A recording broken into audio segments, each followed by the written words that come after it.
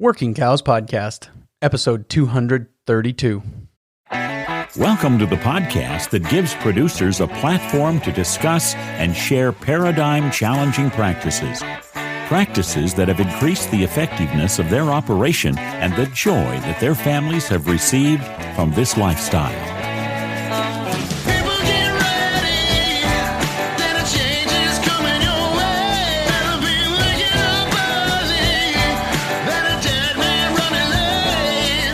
Howdy, everybody. It's Clay Connery, host of the Working Cows Podcast, powered by the Global Ag Network.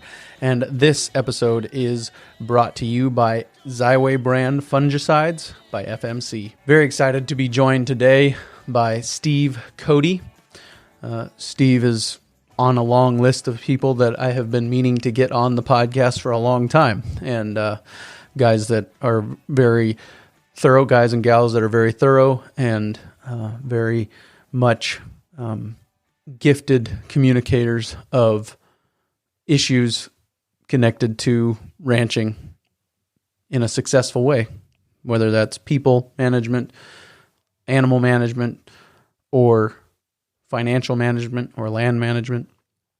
And Steve is going to help us pick up for part 2 of our series with that we started last week with Dr. Tom Noffsinger. And so the series is going like this. We're starting our day, and last week we started our day picking up a group of pairs and moving them towards the corrals.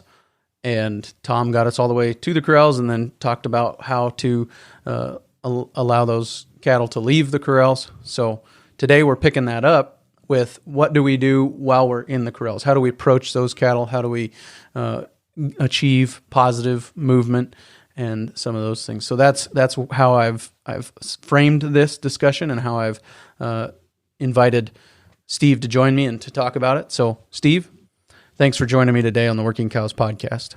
And I think we get a lot of information about how to set up a bud box, how to be in a bud box, but we don't get a lot of information about how to get there. And so that's been my kind of my direction I wanted to head.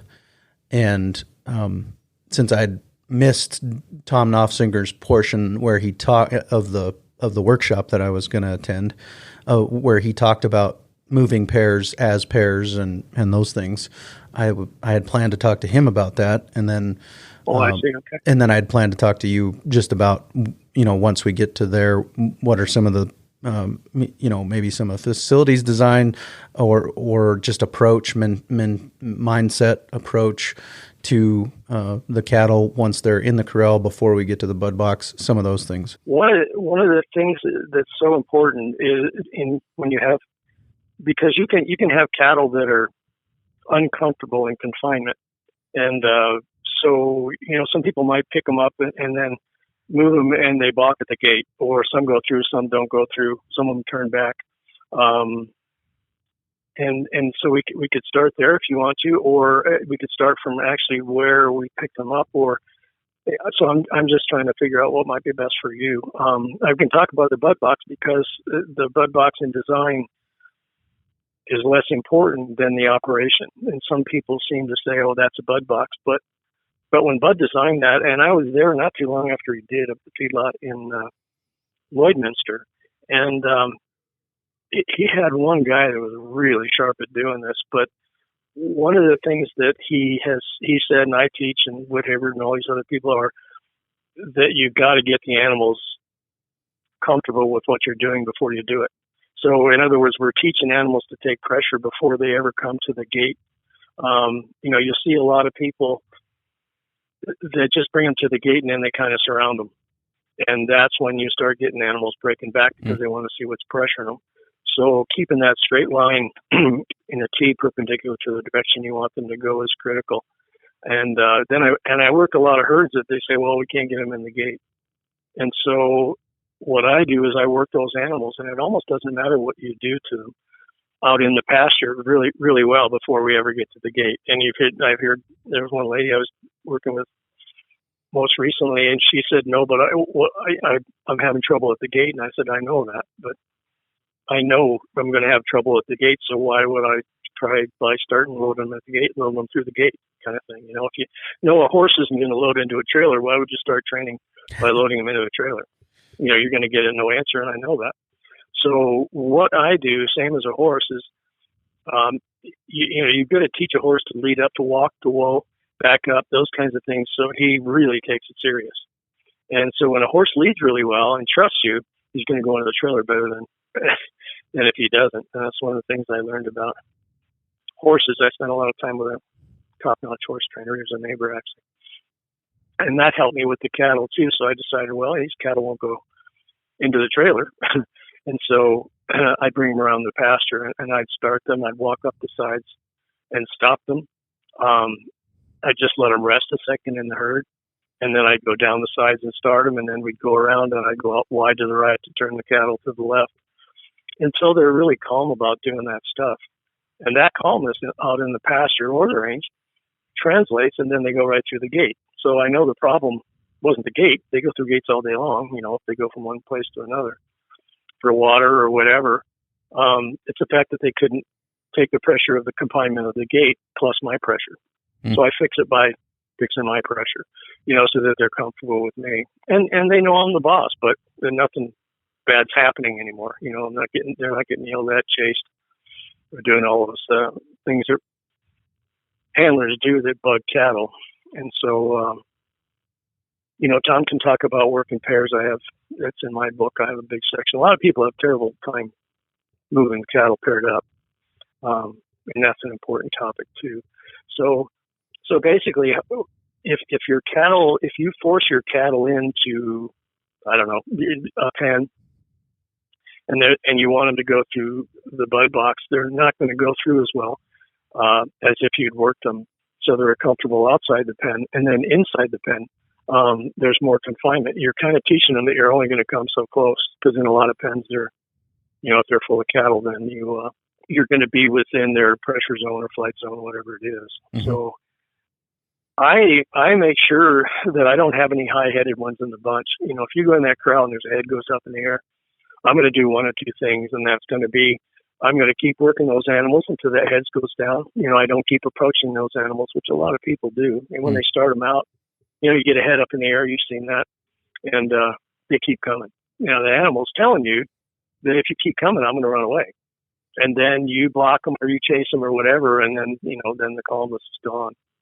And so what I try to do, no matter where I am, is I have three rules. And one is that I'm going to start calm and I'm going to end calm. They might get up just a little bit in the middle, same as a horse, but we're going to end with calmness. And so, if I don't have calm cattle, why would I attempt to do something with them? Whether it's to go down a hill or up a steep hill or whatever, they're going to be calm about doing it, or we're going to go pack up and go around, and I'm going to work them some more. That's why it's so important to work cattle ahead of time. Same as, people don't really, a lot of times they don't see the importance of that, and yet they'll spend 30 days, before they ride a horse and, get the training on the horse, 30, 60, whatever. And yet they don't see it in the cattle, and yet cattle are very, very similar to horses, and they vary far little between one bunch of cattle and horses than they do, the individuals vary more. So I try to make a pretty strong correlation between horses and cattle, because a lot of people have had more training in horses with Ray Hunt and Tom Dorrance, and, a lot of the others. They already understand those kinds of things. And then the other principle that I use too is that, once you pressure an animal to do something, same as a horse, when they think about doing it, I'm relaxing. I don't throw away the reins all the time, but I'm relaxing as they do it. And then, like when you're first training a horse, did you ever hear the concept of end the lesson? Where it's animals. Right. Have you ever heard that? Yep. I mean, I'm guessing I know what the concept is. I don't know that I've ever heard it put that way, but. No, and Tom Roberts was a pretty famous horse trainer in Australia, and he explained that way, and it helped me to understand it. In other words, say, I do this a lot at schools. I've done this a lot. You take a young colt, halter broken probably, but just barely. And what I'll do is, or even if they're halter broken, I'll ask somebody, well, I'm going to train this horse to pick up a foot. Which foot would you choose? and I'll do it all by pressing on this one spot. And so you press on a spot in the ribs, and the horse is going to wiggle and press back, and he's going to do all these things. And then as soon as he lifts up, say, the right front foot, I pull out, I relax. And the horse doesn't really know what's going on, but I wait a second. Then I'll pressure that same spot again. The horse will wiggle, maybe do this and that, and then pick up. When that right front foot comes off the ground, I relax and maybe pet the horse. And you do that pretty soon. I press on, and I mean real soon. And then, so when I pressure there, he'll pick up the right front foot. This may be the left side of the horse or hip or whatever. And so what's really important is that when you're pressing, that when the horse is thinking about doing it, you take that pressure off and wait a second. That's when they learn. Horses don't reason, cattle don't reason. They learn by that second or two after that something has profited them. That's what they're going to do in the future. And so with cattle, I first time they do something great, like go through the gate, I'm going to let them soak on that just a little bit too. I call that end of lesson. Everything that we're doing with these animals is a lesson, and you have to break it down into small parts, same as training a horse or sometimes even dogs. So those three concepts are really good. And what I always tell people is we want to start calm and end calm, because if we don't have calmness, they're not going to settle down, and they'll be bouncing off the walls in the corrals or whatever they're doing. So to make it a no stress deal, and say we're out and we've got the herd started and we're coming towards the gate. Now, teaching cattle to drive well and to pair up, mother up, and do this is another topic, but you got to keep that straight line in a T to the gate entrance. And the middle person only is going to pressure. In other words, if you have three people in a line, the middle person is the one driving the cattle. The two on the outside, for the most part, control direction. In other words, if the rider on the right goes out to the right, the cattle should turn to the left as that inside rider gets out of the way. And a lot of times you don't see that. You'll see them surround the cattle and try to drive them through. Well, if cattle want to see what's pressuring them and you're raising cane behind them, you're not helping them going through the gate. So that's really important. And if they don't go through the gate, they're not going to go through the gate. Well, no big deal.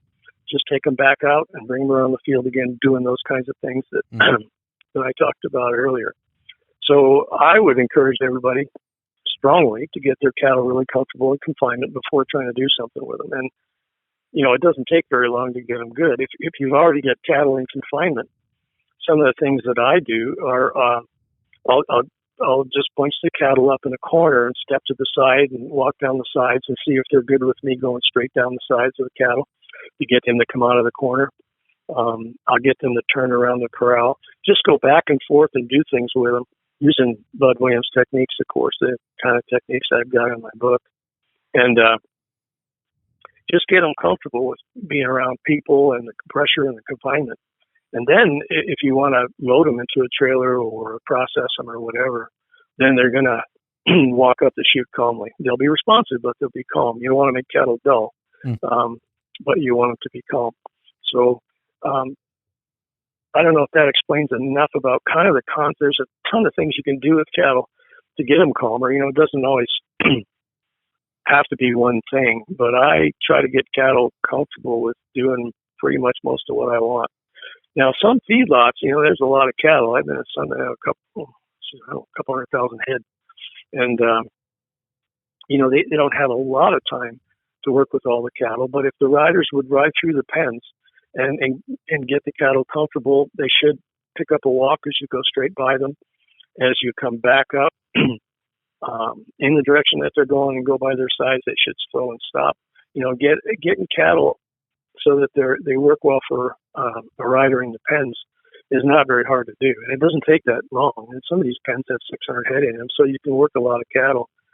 A couple hours of doing that in a pen, and you'll have a different bunch of cattle. And so if you get the cattle working pretty well first, and then you're going to load them, what I tell people or encourage people to do is, you don't want to sort cattle in an alleyway. You don't want a full alleyway. You don't want to sort in an alleyway to begin with. But Williams used to say, if I was dictator, sorting in an alleyway would be illegal, and because it buzzes them up so much. And so you really should have the cattle in a pen, sort the amount that you want, no more than 2/3, really half to 2/3 of the bud box should be full. And the size of the bud box is, some people like it 30 feet, some people like it 28. And I've got diagrams of what Bud considered the bud box dimensions to be, that work well for different people. Like 14 feet wide if you're horseback, 12 feet wide is pretty good if you're on foot, which a lot of feedlots are be on foot when they're there. There's a lot of ranches too. So there's the dimensional aspect of it, how you design it. But there's the behavioral aspect in the cattle too, where what you're going to do is your cattle are going to be comfortable in confinement. You're going to sort cattle out, and sorting is, a bit more of an advanced thing to do. I never go in and get a group of cows from another group. I always clear the way for the ones I want to go on first, and that way you don't have animals hiding behind other animals. And so sorting is a thing that's kind of a skill to learn. But when you're bringing cattle in, you should have a sorting pen, put them into the alley. Say you've got 10 or 15 going into the alley. And you want to, if you have one handler, you want to zigzag back and forth. And I like those cattle really moving out. You get really good movement in them. And then you're going to have the gate open, of course. And then when you shut the gate, you're going to step forward into the inside of the opening. And it's kind of, I've got some diagrams. You don't have a copy of my book handy, do you? It's at home. I don't have it right now. Yep.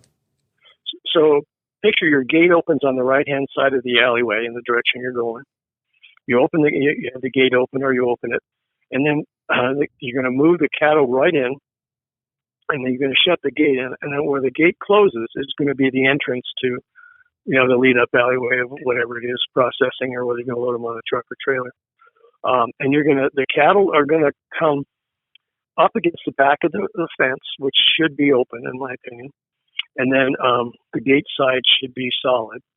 You're going to move the cattle with good movement back, and they're going to feel the pressure of that fence, and they're going to look for an out. And as they're looking for that, what you're going to do is just ride or walk right up the sides.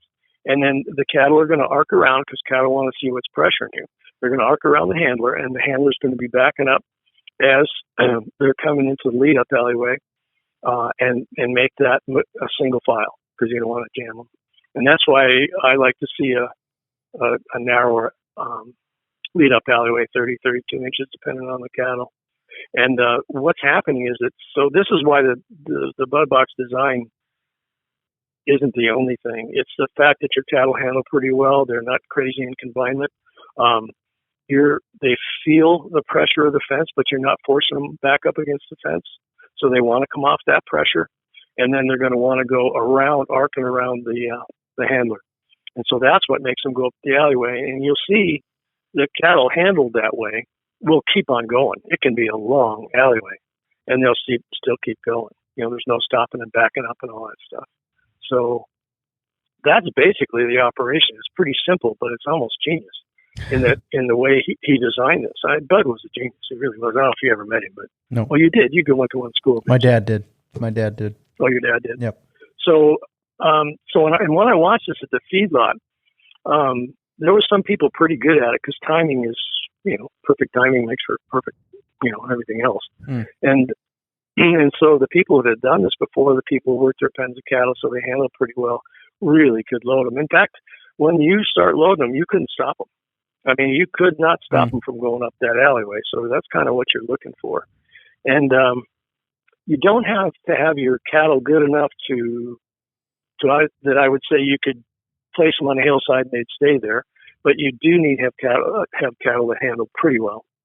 So that's why I say it's more forgiving for the handler that doesn't have much experience. And the other thing is, it really makes cattle want to go on that truck. You're not driving them there. They're arcing around the way they want to see you, and they're going where they want to go, which is the opening.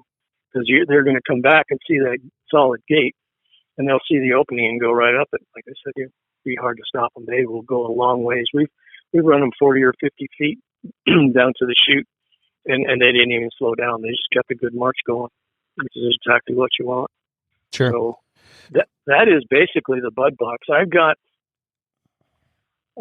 in my book.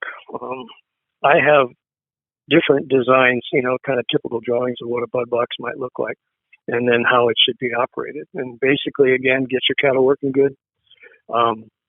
Really get good movement going up the alleyway, and make sure when they come up against the back of the fence, you're going to be on the same side as the opening to the lead up alley. And so you're just going to move back, and the cattle are going to arc around you. And as they're arcing around you, you're backing up a little bit so that you form a single file line. And all this happens pretty quickly. So, I mean, you have a few steps forward, and then you back up a step sometimes is all you need. And it's important not to fill the crowd pen too full. Sure. Half full is probably as much as you should do. Good. So, basically that's bud box operation. And what I offer people in my book, or I'll send them a diagram email if they really want to know, is the designs of it. It should be pretty solid, of course, and sometimes people are concerned that they're in it with animals that are maybe a little bit higher headed than some. And so you can design a little man gate, and there's different ways of designing that. So you can operate outside the crowd pen. Like if you got some horned animals or something, animals you're concerned about, stay safe and stay on the outside. Sure. And you can just do the same thing from the outside. And it's important to not have other people in the crowd pen or around the crowd pen to distract the cattle, because you want them just thinking about the handler in the middle. So I'd like to just kind of circle back and get some clarity on some of the pieces that you shared there. You gave three keys, kind of start calm, end calm, and then I missed the second one, and the third one was end the lesson. Is that right? Yeah. There's of course when a lot of people will work cattle, the pressure doesn't end. There's a noise keeps going, or waving their hands keeps going. So it's like with a horse, when you pressure and they start thinking about doing what you want, especially the first time, you have to relax that pressure. That's a reward for doing things. So you have to have calmness, and you have to end the lesson the first time you teach an animal to do something. And you're not really teaching animals like the Bud Williams techniques. The going by cattle, the going with cattle, the pressuring to their side at a forward angle, pressuring the hip, the neck, and all those things. They all do that naturally if they're calm and trust the handler. When they don't do it calmly, it's because they don't trust the handler, and or they've been spooked or whatever happened. So they should do those things naturally. So there's really not a lot that a rider needs to teach or a handler needs to teach the cattle to do. There are some things, but there's very little that you're really teaching cattle to do, whereas if you want to get a saddle horse, you are teaching them a lot of stuff. Sure. So anyway. Start calm, end calm, relax pressure, and end the lesson. Are those the three? Yeah, that's a pretty good synopsis. Like with a horse, cattle, buffalo, it's all the same. You've got to start them calmly and end each session calmly too, each time you work with the animals. And then, like I said, the end of the lesson, when you're teaching them to do something. See, what I would say, one thing that you're really teaching cattle to do is to drive. Okay, so, let's take a simple example. Say what I do is when a cow has a calf, when the calf is up and working pretty good, I have the cow nice and calm. So I want to teach the calf that when I pressure you into your side to go, you need to keep going. Because at first what they're going to do is you pressure into their side and they'll hop forward a little bit. And that's not quite what I want. When I pressure them to go, I want them to go a certain way. Because when I gather cattle together and I go back and forth to get them started, I want them to, I don't want to have to keep, like you're pedaling the horse. I want them to know that they need to go and keep going. So I'll pressure the cattle into the ribs, the calf into the ribs, and then it will go. But it'll stop after that, and that's fine. Now I've got it so it's going. It moved out, but it doesn't know that I want it to keep going. So after the calf calmly walks ahead, say I do this and it walks calm ahead, and it might take a third time, not usually. So as soon now I'll get the cow to go. That's not a lesson anymore. It knows that if it walks away from pressure, everything's fine. It's profitable. Pressure into the side, then that calf starts thinking about slowing down. So you have to watch. And as soon as it thinks about slowing down, I pressure again at a forward angle. So it goes again. And anytime it thinks about slowing, I'm right there pressuring. So pretty soon it learns. And when it goes, I wait. End the lesson. So pretty soon, in minutes or less, I have a calf that knows to go and keep going. Say 20, 30 yards, whatever. And mom's calm about it. There's no bawling, or distractions. So I work all the baby calves that way. And so now when I'm out on the range, they're not turning and looking back at me and the horse, or they're not, they're just following their mother. And if they stop when I pressure, they'll go and keep going, say 20 or 30 yards. You pick the distance. That's training. And there's some other examples I have, but that's one of the few where you really are training. And that's why the horse principles come in so sure helpful, I think, to a lot of people. They help me a lot. But the other thing that I consider a principle, I guess principle is the right word for it, but the one thing that this horse trainer, Tom Roberts, talked about was quiet persistence. And this is so hard to get people to understand. One thing I ever heard that just doesn't want to go downhill or doesn't want to go uphill, I'm not going to force them to do that, but I am going to quietly persist until they do it. And people don't. They turn up the heat, they yell, they slap their hands and whistle, whatever, and it just gets the cattle all more concerned, all the more assured that this is a bad place. Like people like trying to load them in a trailer. When they get to the trailer and they don't step in, then they turn up the heat and the cattle go, well, yeah, I knew this was a bad place to be in one. And so I say, no, you just stay there. Don't be a lot of pressure. Let them relax as they get up to it. I relax a little bit. And in that way, you can load them in a trailer in the middle of wherever you want. And people think that's kind of impossible, although a lot more people are doing it now than it used to be before. So the quiet persistence, the best way I've got to explain it is cattle have no defense against that. In other words, you're not being aggressive, but you're not going away either. And so they've got no reason to fight, and they've got no, you're not doing something forceful. They've got no reason to run away or to turn around or fight or whatever they're going to do. So that quiet persistence is really important. And you want to do things with the cattle that you're going to do out on the range. If I know I'm going to have to cross, go up steep hills, or I'm going to get them so that they're really responsive. And then there's techniques that help with that too. But you'll notice a lot of people turn up the heat when they're going uphill or downhill, so the cattle all the more want to go back. And that's when you kind of have a wreck and you can't get them up. But on the range, using the idea of riders going in a straight line, if they have 3 riders going up a really steep hill, then what happens is if you keep mashing from behind, you're going to be shoving cows into cows. Now, that's about the worst thing you can do with cattle, is mash cattle, whether you're in a corral or whether you're on the range or a pasture. It doesn't matter. That jamming and crowding is really stressful. And so what we would do, for instance, is getting cattle up a steep hill or down a steep hill too, is you stop pressuring from behind. And because cattle want to see what's pressuring you so bad, that's the most important thing that you can ever remember about cattle traits. It would be that they need to see what's pressuring them. Is we will have a rider go from the back and go up to the front. Now, say you have 3, and I'm the middle rider. I'm going to go outside and up to where the lead cattle are, and I'll send the 2 riders up the hill. So I'll be pressuring, and I'll get the cattle to go. Now, I'm really pressuring it sharply into the ribs at a forward angle. And if you're on a horse, it should be even a little bit more powerful. And as I'm doing that, as I get the lead cow started, 2 riders are coming down parallel to the sides. This is a really old time range technique, but it works great in corrals too. I can empty a huge pen in a very short period of time with no stress to the cattle by having one guy go down one side and say me go down the other. And I've done a lot of videos on that. And so that way you get the cattle up the hill. And so I can take 2 fairly inexperienced riders, and we can move cattle up a hill that 13 riders could not do, and that's handling in a traditional manner. So this is really powerful, and it's a lot of pressure on cattle. So if I want to put a lot of pressure on cattle because I know I'm going to need to get them up steep hills to go up to a high meadow or whatever, then I'm going to make sure they're good with riders going down the sides, and the riders are good too because you can be too far away and they don't pair. So you need to pressure more. But cattle will go up in grazing associations, so we've never been able to get them up there. So we got another week's grazing for 1,300 pairs. How much do you think that's worth to pay? Yeah. That literally happened time after time.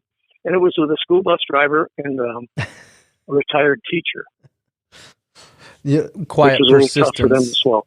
You mentioned quiet persistence. When you don't register to the cow like a predator, they don't react as though they were prey, right?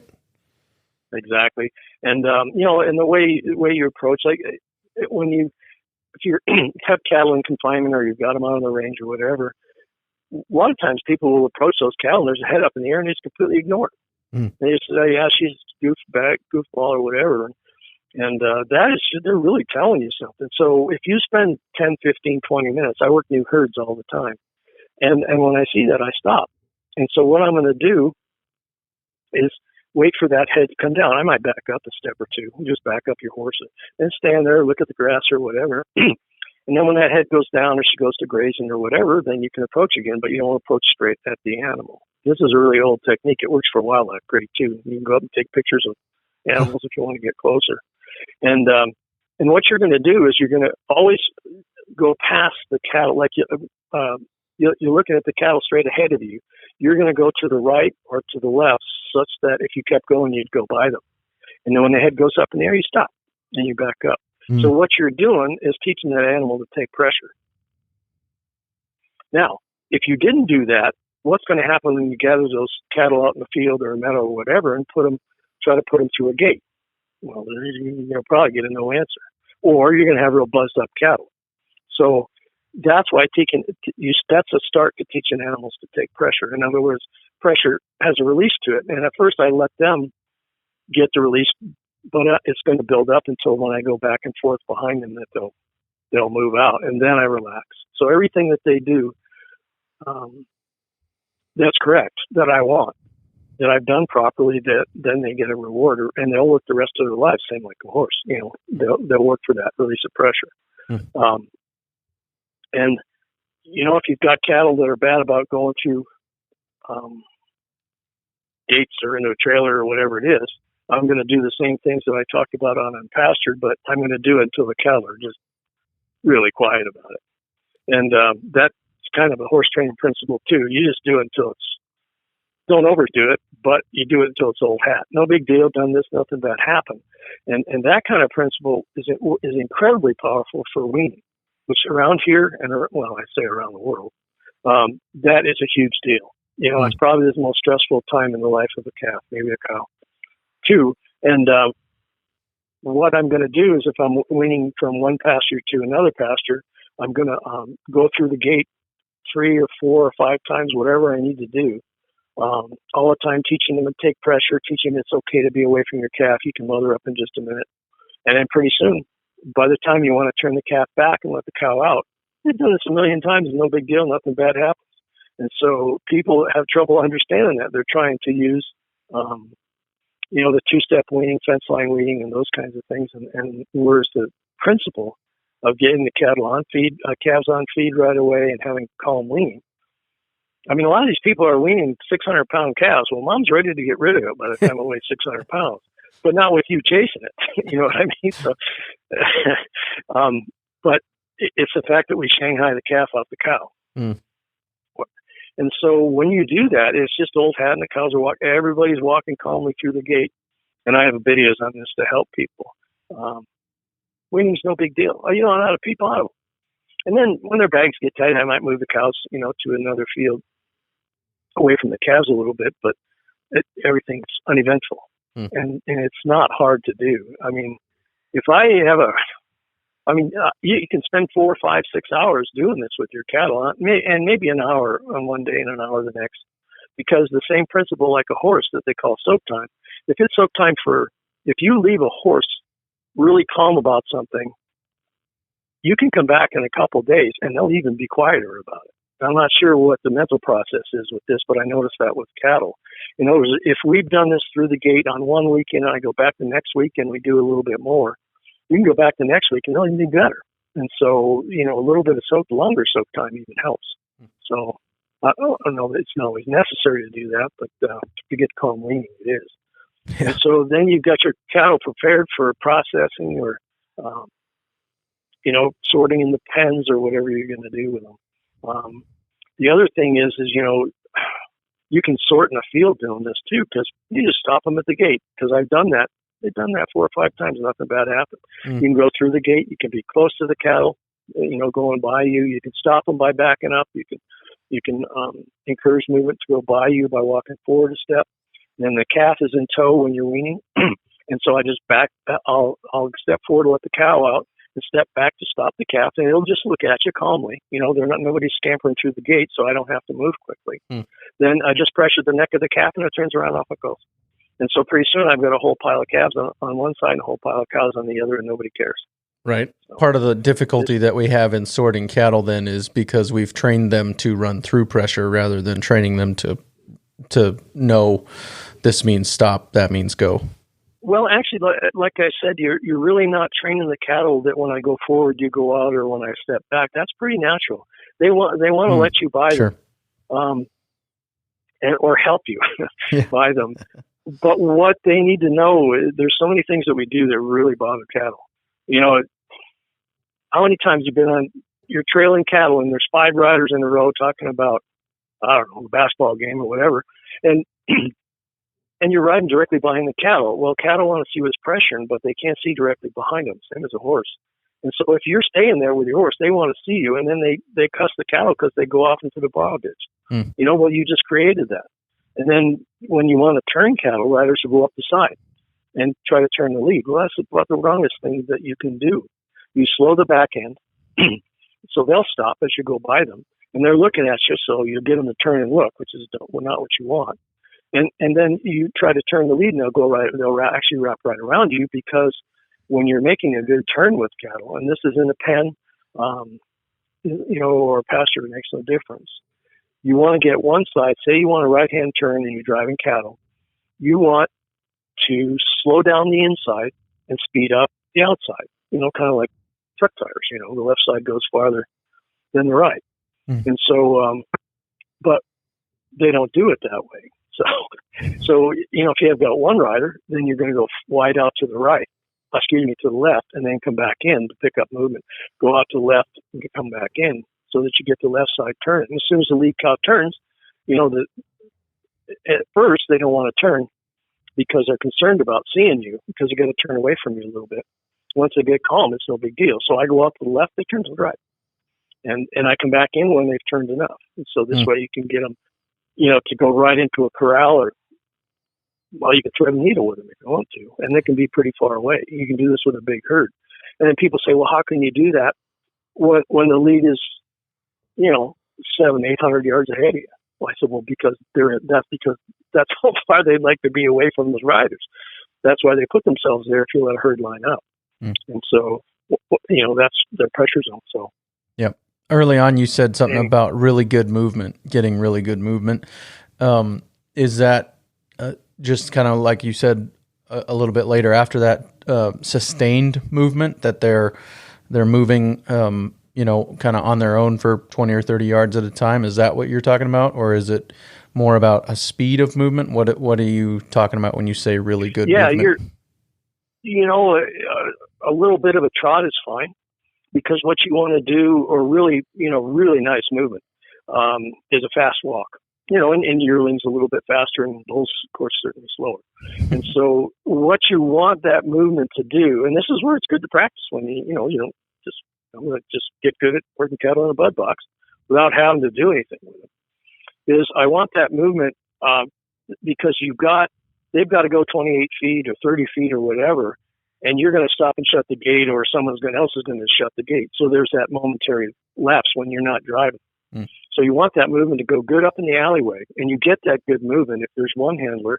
What you're doing is you're going to work at short, sharp angles going up the alleyway, and and work the middle more. Whenever you want cattle to really move out, you're going to shorten your lines. Do kind of like basketball steps, and you're going to liven up and get the cattle really walking fast, or maybe just a little bit of a trot.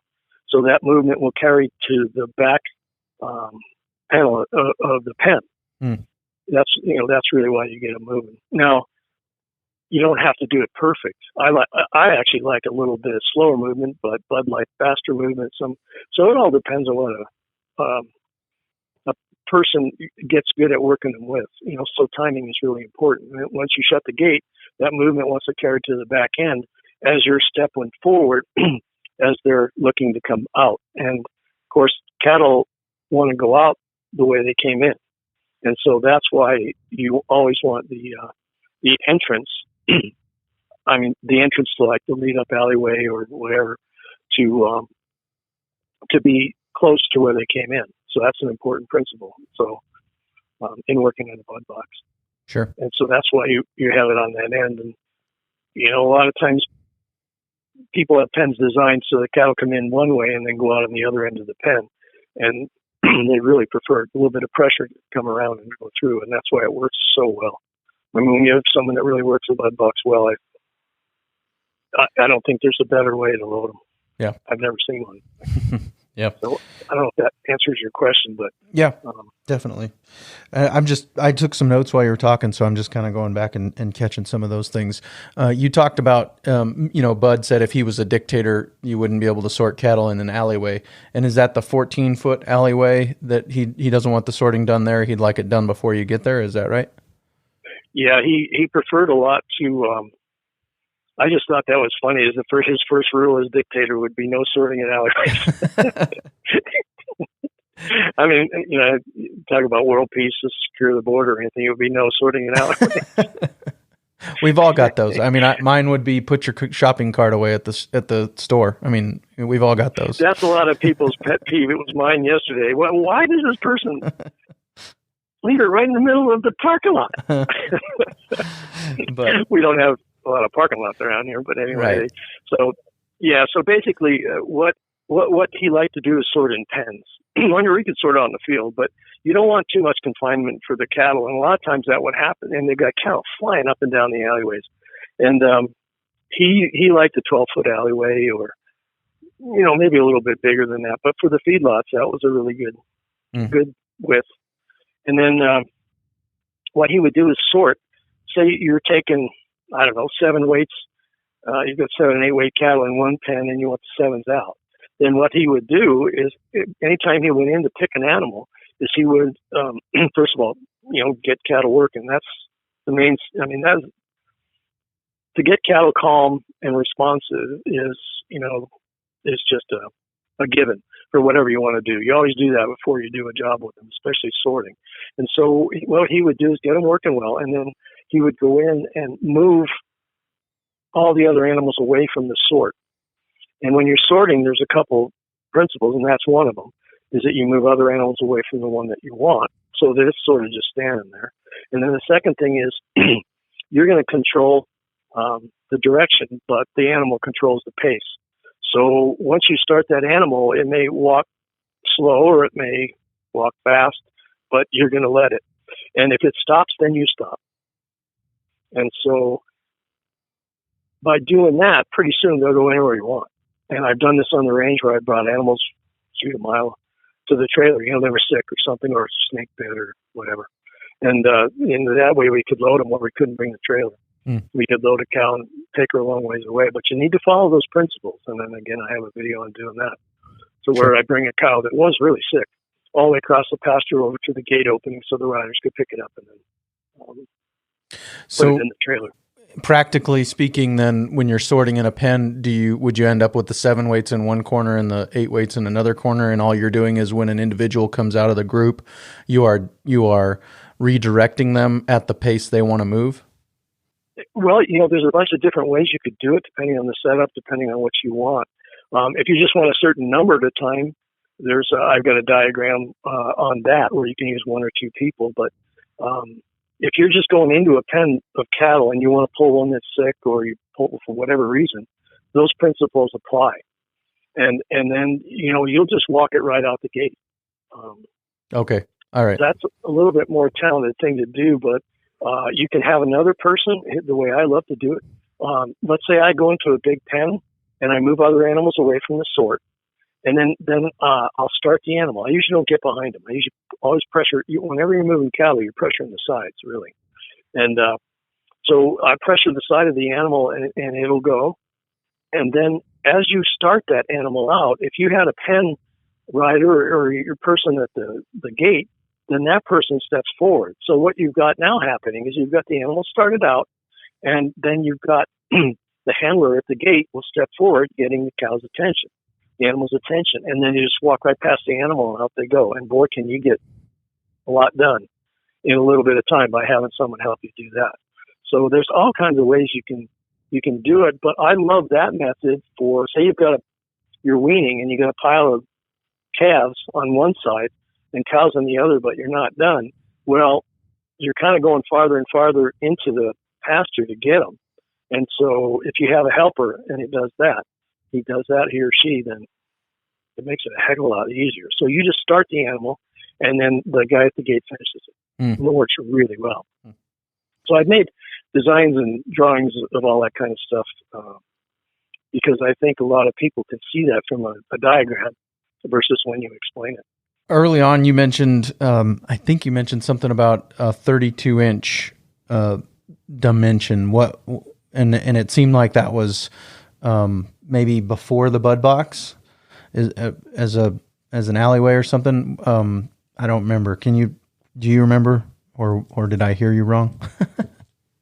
No, you need I think an adjustable alleyway. It depends on what a person's doing. You don't want too wide. What really causes animals to come back in a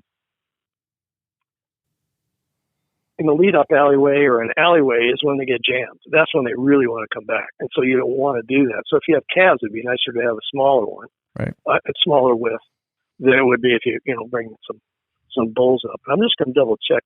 Actually, this one guy, fellow from Guam. I didn't know they had cows on Guam, but anyway, apparently they got a couple. and he was pretty sharp about Adobe, and so what he did is, I guess you call it indexing, where you can, from the table of contents, you can go right. And so that's a digital version because nice. Sometimes shipping overseas anymore has gotten really expensive.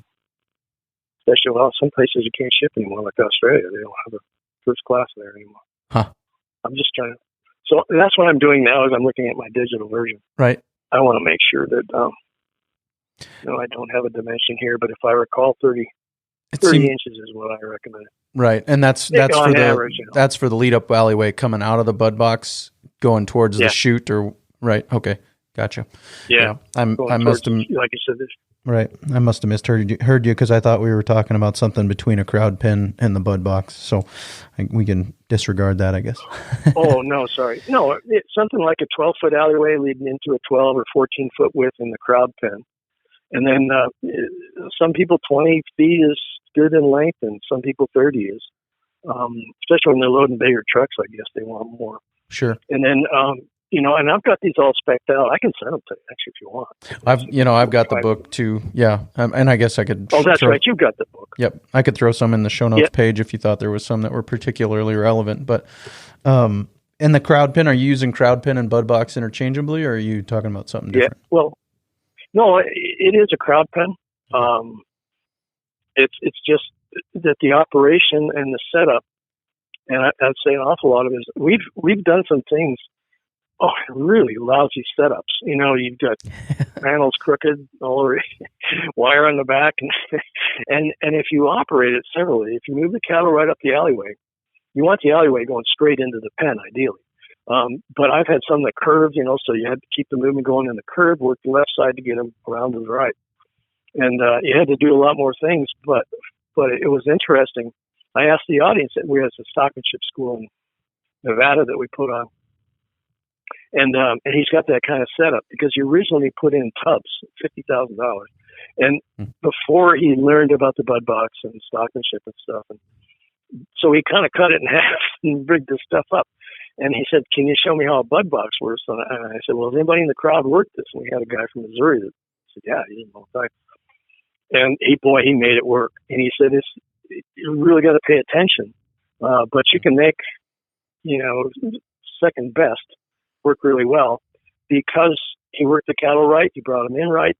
They wanted to come back out the way they came in. So the entrance was close to the exit, and he made it work.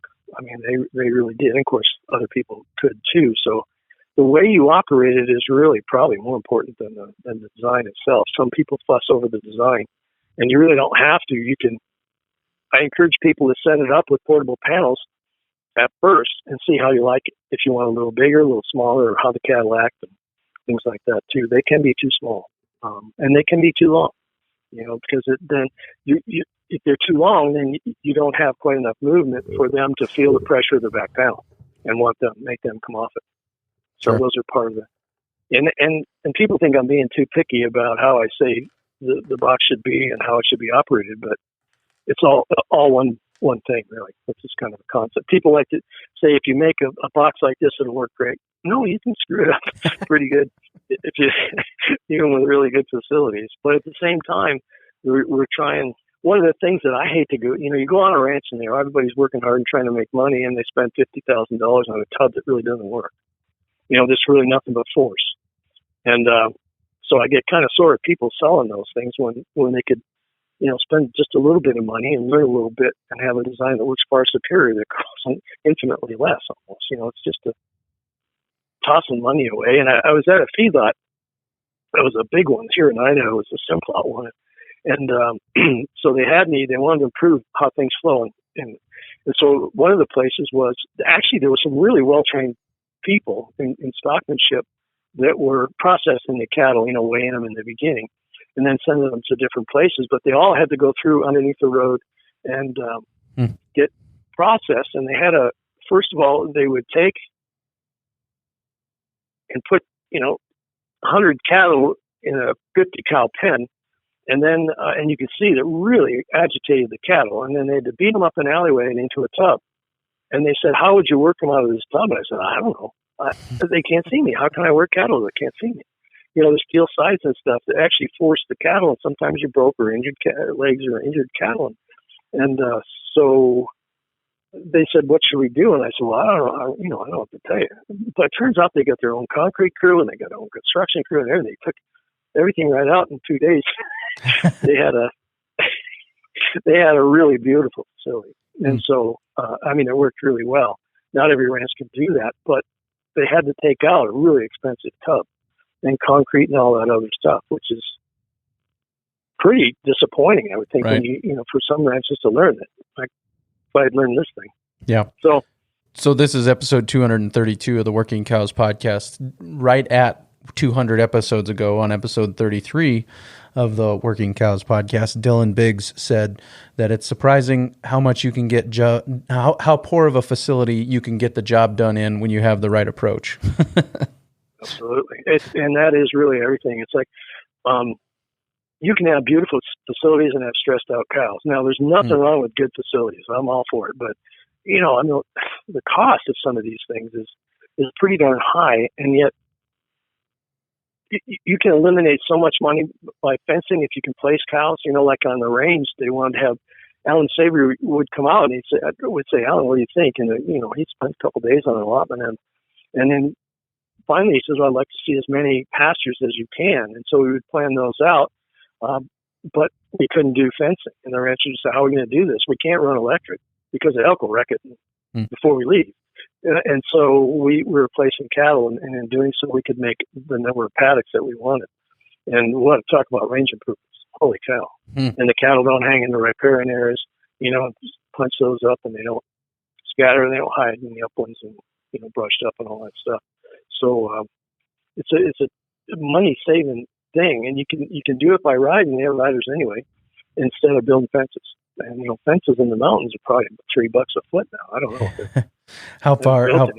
How often do you have to go out there and place them in a different spot? Just kind of whatever the forage supply is, back out about that many days later and take them to a new place, or? Yeah, most of the range around here is, I'd say 300-400 pounds of feed, maybe 6 per acre. And, so what, it's like what Alan taught us is just go out there with a plastic, big trash can bag, about the size of a cow's belly. And so figure out how much grass it takes to feed it. And so you practice it doing that. And I do it other ways because I have government training, but, and they all work. But So what I try to do is estimate the amount of feed. And after you do that a while, you get pretty tuned up at looking at how much feed there is there. And so you place your cattle so you think you get enough feed for the amount of time that you want them there. And usually what we do is keep them about 4 days on a spot, maybe a little bit more, sometimes a little bit less. And you watch the feed. You want to avoid overgrazing. You know, if it's really growing fast, you want to move a little bit quicker. But in this way here, you can put cattle at the biggest problem we have here, and maybe it's your part of the country too, is the cattle will loaf in the bottoms. And they won't graze up high, and they'll graze too much down below, overgraze. Mm-hmm. And so we're trying to reverse that. And we did by having the cattle go up high rather than punch up the riparian. And then, you know, a lot of times when they do that, they punch up the riparian area, don't meet standards, you got to move. And that's the next fence. So, you know, that can be a lot of feed you left behind. And around here, that's not good for the grass and the soil. So we were able to reverse it by doing that. Yeah, very good. That's, of course, Savory's idea meshed with Bud Williams, you know, stockmanship, and it really produced some great results. Yeah. Like I said, this is episode 232 of the Working Cows podcast. The show notes page for today is workingcows.net/232. You've mentioned your book a couple of times. I would love to share a link to how people can get a copy of that. Well, if people want to, you know, I've got the new book. The old book was 2004, and that was 150 pages or so. I did that with USDA, and that is available. Temple Grandin's. If people want to look at, just Google Steve Cote Stockmanship Temple Grandin. She's got that on her website, and they can look at that for free. You know, it's on the internet. She's got it on her site. The difference between this and that one is this one has a great deal more information and diagrams. That one was written in some haste to list the essentials for riders to be able to do this. This book here is much more comprehensive. It talks way more about working cattle in facilities and weaning and things like that. So, and sage grouse, you know, a lot of the issues that people on public lands are facing, endangered fish or plants or whatever. So they can, if they want to get the new one, the free one is available there. They can Google it. If they want the new manual, I sell it for about $35, and it's all they have to do is email me or call or whatever. I'm pretty much retired and sitting around the campfire right around now. So. and is that is I think I did see that you're not doing clinics or anything anymore? Really, I'm not. COVID kind of put a halt to it, but my wife and I are getting pretty tired of being on the road all the time and Roadhouse coffee, that kind of stuff. And, I don't blame you for that. And, you know, yeah, and Whit Hibbard's the same. Whit Hibbard's been traveling all around, and he's slowing down. And COVID kind of put an end to it. Our last school I was going to do got canceled. It's a week-long rider school that gets put on in Nevada. And it's really comprehensive for the rider. We have classroom stuff, and we have outdoor stuff. But to have everybody on the ranch all the time for a week and bunking together and eating together and classroom together was kind of a lot. So I think this COVID thing's going to be over here pretty quick. I hope. Yeah. Or at least not a pandemic type deal anyway. So, right. Sure. And so that may change. But you mentioned. I'm pretty much retired. You mentioned Whit Hibbard. When I originally emailed Cooper Hibbard, he's like, "Are you sure you're not looking for Whit?" or Steve. So did you have some connection to Sieben Land and Livestock at one time? Oh no. Whit is he come along a little bit later than I did. I've been doing this on about 25, 30, I don't know how many years now, but and Whit came along a little bit later with Bud Williams, but he was enthralled by it. And so he put together a Bud Bible and did a lot of interviewing with Bud. And of course, I kind of did too. I mean, I was trying to get him to write a book a long time ago, but he wouldn't do it. I even had a guy that said, "All you got to do is talk in the microphone. I'll make it a book." And for nothing. I mean, he was just that interested in it. And he's a writer. He's really good. But Bud just, for some reason, didn't do that. But he finally decided to do that with Whit. And Whit's got a Stockmanship Journal website. And he has what we call the Bud Bible. So he wants to be really putting down all the stuff that Bud said the way Bud said it. And that's going to be valuable. And because Whit's part of Stephen, I think Chris runs it, doesn't he? Is it Chris? Yeah. Cooper. Yep. Yeah, and he does a great job. But Whit really sticks to Bud Williams stuff, which is really important because it really works. Right. And it comes right, blood stuff comes right from the cattle. Why would you change it? But some people out there are changing it, and I have no idea why. They either don't know what they're doing, or they want to, I don't know, have it specially theirs or not. But I don't get the point of doing that. If something works, why change it? Yeah. So, but Whit is a teacher too. He does a good job with clinics. He has a lot of videotapes, and we've taught together a couple of times. And he's still doing some schools. They'll do a clinic, I think, in Colorado, and there'll be one in I don't know where the other ones are going to be, but he's going to do a few, but try to stay home most of the time. So there's not a ton of people teaching it. We're all getting kind of old, so we'd like to see some more young people come along. And there are some young people that would be good teachers and are qualified, but they're running a ranch, they got a young family, or and kind of hard because to develop videos is a huge job.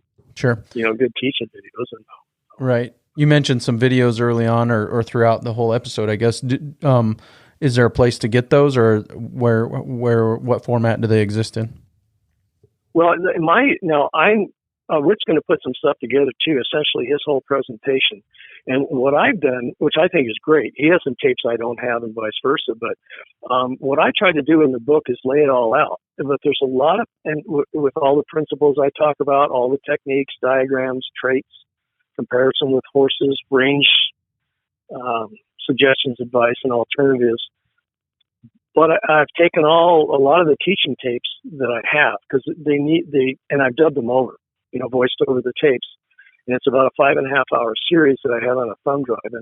And what that does is it kind of give you a visual, without trying to replicate a lot of data. A lot of stuff that I have in the book, I put it in video, like how I start pairs, how I wean, how I work, how I sort, placing cattle. There's a lot of that in there, working cattle in facilities and all that, so people can see it. And some people get way more, I guess, way more out of a tape than they do a book, which, and I'm kind of like that too. Sure. But I wanted to preserve a lot in the book too, so I've got that. And then what I developed was a little pocket guide, because sometimes when people come out of a school or they read a book or watch a tape or whatever, there's a lot to remember. And so the pocket guide has all the diagrams in it, the main principles, that calmness and end the lesson and quiet persistence and that old hat, the kind of the horse training principles. And then it has a few tips of, that most range riders will run into. And then it's got about, I think it's 41 diagrams in it or something like that, 38, 41, I can't remember. So that's something you can keep in your pocket. And if you get stuck, cows won't go uphill or they won't go downhill. Instead of reverting back to the chasing cows thing, then, they can look at this and say, oh yeah, send a rider up front, kind of thing. Yep. And 2 riders down the sides or whatever. So I've got those 3 resources. And Eunice Williams has, she's got a hard drive that has, I think, what she said is everything useful that Bud did on video. She's got that on the tape, and I looked at a lot of that, and that's got a lot of good stuff too. But it's around $700, right? So it's a little bit more money. And mine I sell for about $180 or so. And then I'll give a package deal with them if they want it. So the place to get all of that, just a few bucks. Right. The place to get all that is just by emailing you then. Yeah. I didn't make it so that you could buy it on the web, because they want a lot of money for doing that. And I'm just kind of not, you don't make a ton of money writing a book. I tell you, if you ever feel like writing a book, maybe be careful what you want. Yeah. So very good. But I didn't do it for retirement, to write a book anyway. It's for mostly keeping the word out there, because Bud Williams was always not scared, but nervous that this would die with him. We're trying to get that not to happen. Sure. Well, Steve, I really appreciate your time today. Thanks for joining me. No problem. Appreciate you being interested. And if you got any questions in the trainers, let me know. Or if you need any information, like I said, you got the book and stuff too, but that has all the diagrams of sorting and different things like that in it too. Go long for season-long foliar disease protection that starts at plant. Only Xyway brand fungicides from FMC provide season-long foliar disease protection from the start. Active ingredient flutriafol moves through your corn plants as they grow for inside-out protection from roots to tassel. Growers and retailers are sharing their Xyway brand fungicide success stories at xyway.ag.fmc.com. Always read and follow all label directions.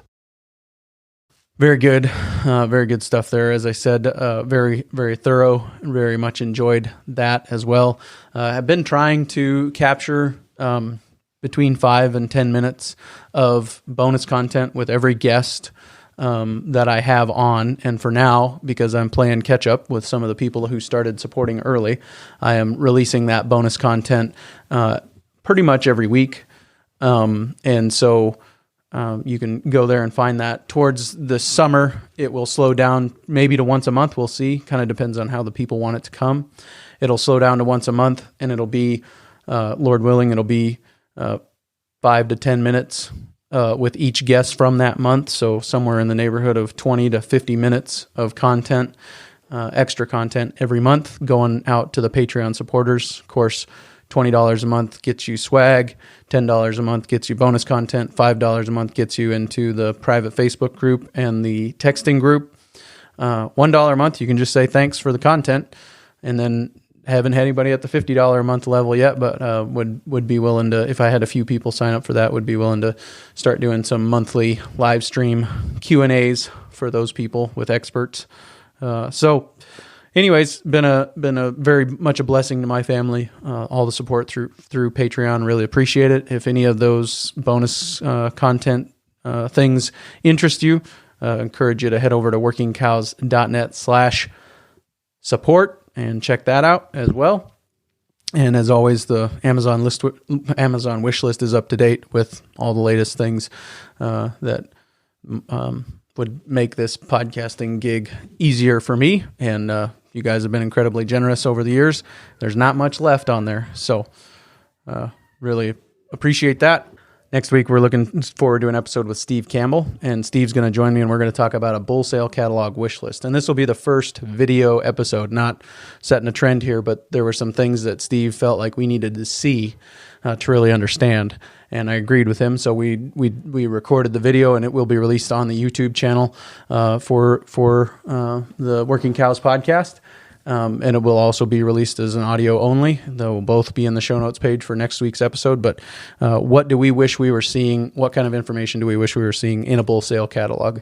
That's what we're going to talk to Steve Campbell about coming up next week, coming up real soon on the Working Cows podcast. We'll see you then. It changes everything. So says Indiana corn grower Nathan Davis about innovative Xyway LFR fungicide from FMC. Xyway brand fungicides are the first and only at-plant corn fungicides to provide unprecedented season-long inside-out foliar disease protection. Discover more grower and retailer success stories at xyway.ag.fmc.com. Always read and follow all label directions.